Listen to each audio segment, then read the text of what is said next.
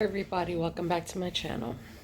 I am making a very different video today.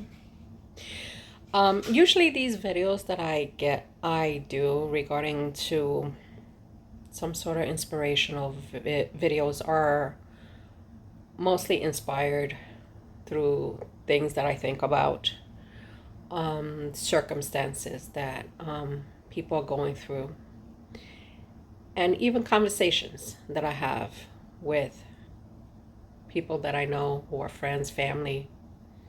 So this video I'm going to talk about is second chances.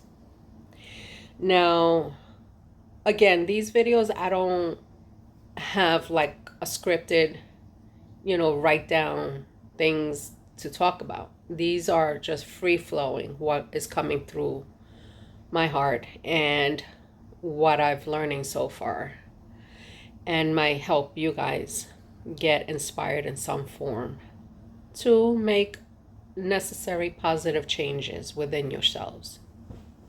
Okay, so I had pretty much been having a conversation with a close friend of mine yesterday. Now, right now, my friend, he's in a hospital, and he was in critical condition. And I had no idea because I was going through my own journey with the whole cancer thing. So I had no idea what was going on with him. And he called me yesterday, and he has said something about that he was on cardiac arrest and he came back. Now, he's a very sick man, and he knows that I'm gifted with when I feel like premonitions on certain people. And he was explaining to me about him when he went under, like when his heart stopped. All he kept asking to God that he wanted a second chance in life, that he had unfinished business to come, to take care of in this world. Now, this is a personal story of his. And the reason why I'm sharing it is because, there's always something that we need to learn from it. And I even have my own personal stories of second chances. And I think it's very important to share his story too. Because with my conversation with him, it helped him understand why things happen the way they do. Now, he is the type of person that he's a very sweet person. And, he tries to do good. But also with a lot of pain that he tried to do good, he wound up getting a lot of pain along the way. And for a long time, he carried a lot of resentment and what life has thrown his way. And so by him having those resentments about life, these bad situations kept happening to him health-wise. And so every single time that he got sick and he was in the hospital, he was always reaching out to me. Since we started talking, we started talking about in 2019 and all the way till now. Every so often that when he's in the hospital, he reaches out to me.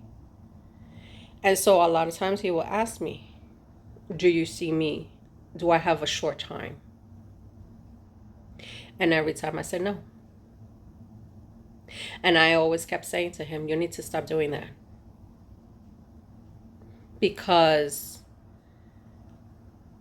I think when it comes to living your life, people tend to put limits within themselves. And he kept doing that, putting limits in his own life, circumstances that he lives in. And so when he said he went under, he begged to God, because a lot of you, please do not give me this, I don't believe in God and I should not be forced to listen to this. If you don't want to listen to this video, click off. But I think this is a very positive message for someone that might want to listen to. And I think we all need to learn something from this story that I'm going to share, plus my own personal stories. Now,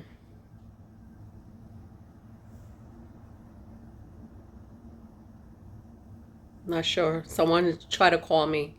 I don't know who was that. Anyway, so, when it comes to these stories that I'm going to share, somebody could take something out of it. And I think it's important to share. And something might help somebody out of this. Now, when my friend said that he asked God when he was under, he asked him if he could get a second chance to live. He said he went under, and next thing you know, he came out of it, meaning that he came back to life. And when he mentioned that to me, I listened. I wasn't reacting. I just listened to what he had to say. Then next thing you know, he's asking me, do you see anything that's going to happen to me? Do you think I'm going to die? And I said to him, why you want to do that? I said, by you asking God to give you a second chance in life, and he's granted you the second chance of life, why are you asking me to see if when are you going to die? I said, don't do that. Don't do that to yourself. Because right now you got a gift to live your life. This is the opportunity to stop putting limitations in your life. Stop putting limitations on when am I going to die? And even he put limitations within his own family regarding to his kids. Stop putting limitations. This is your time to live your life and change your mindset on how you think about things in life. He's giving you the second chance. Now it's up to you how you're going to handle that second chance. And I said to him, all you need to do now is recuperate and be thankful. And you know what? You might have to inspire others around you on your story, on your own second chances, and change how you do things. Remove those limitations that you put upon yourself. And he was like, you know what? You're right. This is what I needed to hear. Because he goes to me, you know what? I love you. And it's not always a sexual thing between me and my friends. Because if I share I love somebody, I share from within my heart. It's never a sexual thing for me. If someone expresses they love me, it's never a sexual thing from their end. Because our friendships are always pure. But the thing is that what we need to do as a community is to share that love with each other and extend that hand that person needs. And so I told him, I said, I'm here to listen to you. But now, this is your time to live your life and be there for your family and do something good for others. And he thanked me. He thanked me. And it was a very good, honest communication that we had with each other. And it let me thinking about my own life. I had so many second chances in my life, and every single time I have been very thankful. And it started with me as a child, 6 years old. And this is a personal story of mine. I was 6 years old. I lived in Spanish Harlem with my mom and my younger sister. And we lived in a brownstone house. It's like 3 floors.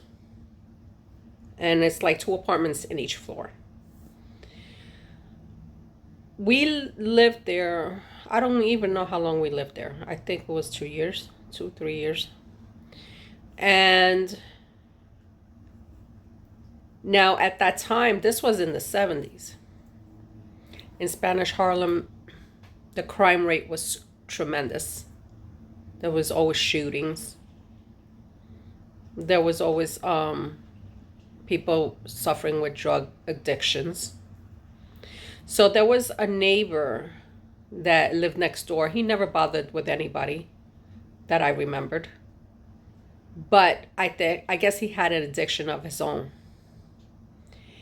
And so he passed out with a cigarette in his hand.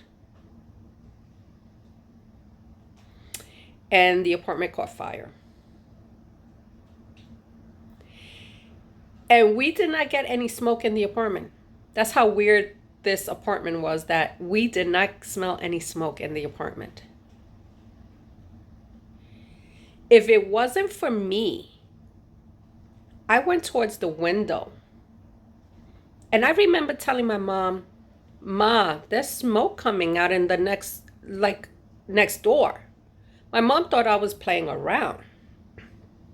And there was like a crowd of people outside the building looking up at the fire. And when they saw me, there was one particular individual.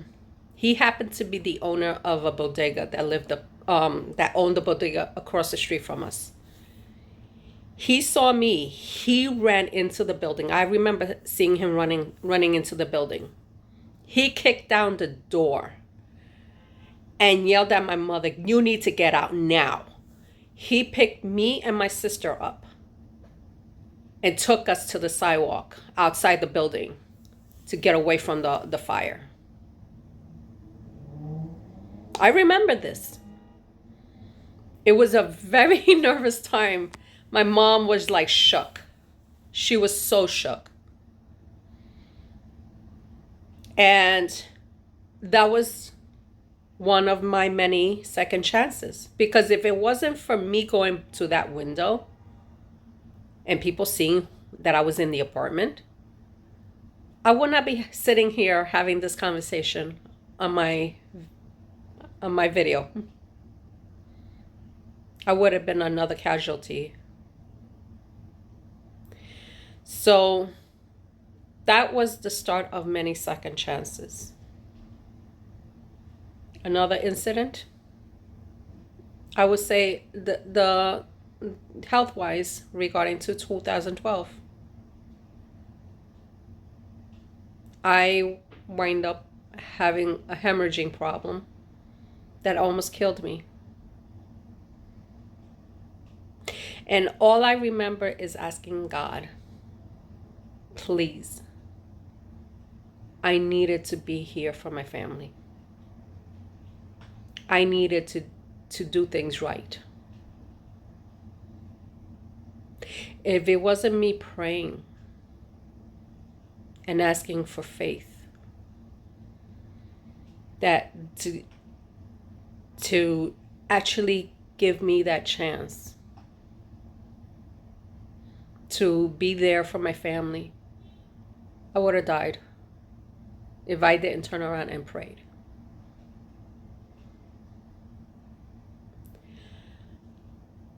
When I finally got that miracle that I was going to live, I promised that every single day that I was going to try to live a decent life,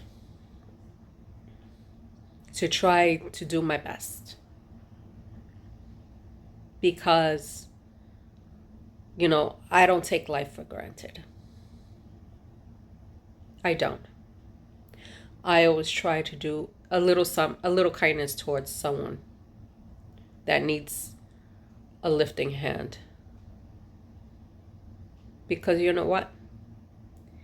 If it wasn't for me going through the situation I went through health-wise, and asking for a chance to live, I would not be here again. And I really appreciate, that moment in my life to make a positive change for my boys and for myself. And since then, I always try to live a very different life.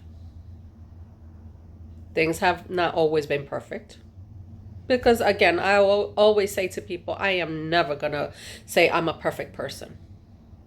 There's no such thing as perfection amongst each other. Because one way or another, we're all sinners. We sin on different levels. That's all we do. But as long as we recognize our mistakes that we do in life and try to correct those mistakes, there's always a chance to have a second chance in life. And that's why I think it's very important that regardless what you do, you could be the biggest sinner, that you could be a prostitute and screw around all the people that you want to screw around on this earth. But when you turn around and say, I am sorry for the things that I've done, that's when you know that you want to change. Or you could be the biggest jerk that you womanized and treat people like crap, and could be the biggest drug addict, alcoholic. If anybody out there is going through situations like that, don't ever think that you don't have, that you're not good enough to have a second chance in life. You do have a chance. Now it's up to you how you're going to carry that second chance. And it doesn't mean a second chance as, I'll do good today and then tomorrow I'll go back to the same crap again. It doesn't work like that. Second chance meaning that you see the things you've done in your life and you recognize the errors of your ways. And say to yourself, you know what? I'm tired of this. I'm tired of living in a sad state of mind. I am tired of constantly being used or being manipulated or treating people disrespectful. This is the chance for you to turn around and say, you know what? Now it's time for me to change because I am tired of the way I'm feeling. This is the chance for you to say, I'm going to do this. And mean it. And mean it. And make those changes. Because, doing changes, it takes a lot of work. It takes a lot of hard work. And I'm speaking from a person who's, you know, who's been through a lot of things in life. I'm not only the person who has been abused, but I've done my own shady things too. No, but I never robbed anybody. That's the difference. But when you repent and acknowledge to the point that you're tired of living a certain way, then it's time to change. It is time to change. Because that's why this whole world is so screwed up. Because everybody's carrying all this ego about, oh, I don't want to, screw him, screw her, this, that, the other thing. Stop. This is why the world is so upside down. This is why you have kids watching parents being disrespectful towards each other and trying to one-up each other.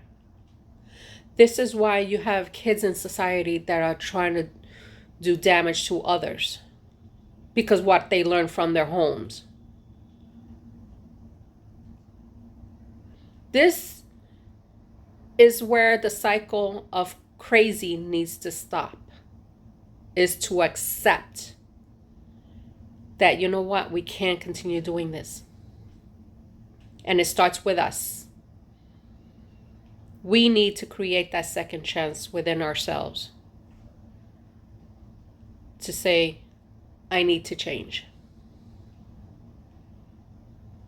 Now, I'm not here going to say, here's the plan, this is how you do it. All of us have our own responsibilities to make those changes and own up to it.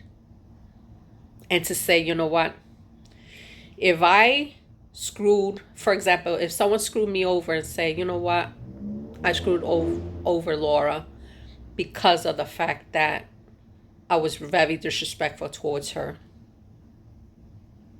And this person showed me kindness. Then you know what? In order to make up that, to own up to that, it's just step forward and say, I'm sorry. And start a conversation. An honest conversation. It doesn't have to be a 10-book story about once upon a time, these are the things that happened to me. No. Just be honest and talk about how you feel. Sometimes you'll be surprised. When you open up to somebody in an honest way, you'll be surprised how things can change in your life. And try not to be manipulative towards that individual. Because a second chance cannot come with manipulations either. It has to be truthful, honest, caring. Meet people halfway. Listen to each other. Compromise. I think that's the bigger message, is to learn to listen to each other, compromise, and you'll be surprised how second chances of life can change for you. Anyway, so I hope this message, anybody gets something out of it. Because I know with my friend's situation, and he helped me open up a lot of things in my mind too. Anyway, so please, anyone who sees these videos, give it a like. So maybe that someone who's going through a moment in their life get a chance to see this and help them in their own journey of their own lives. Alrighty, so please, thank you for viewing my content, and if you're new to the channel, you're welcome to subscribe, and I will see you soon in my next video. Bye.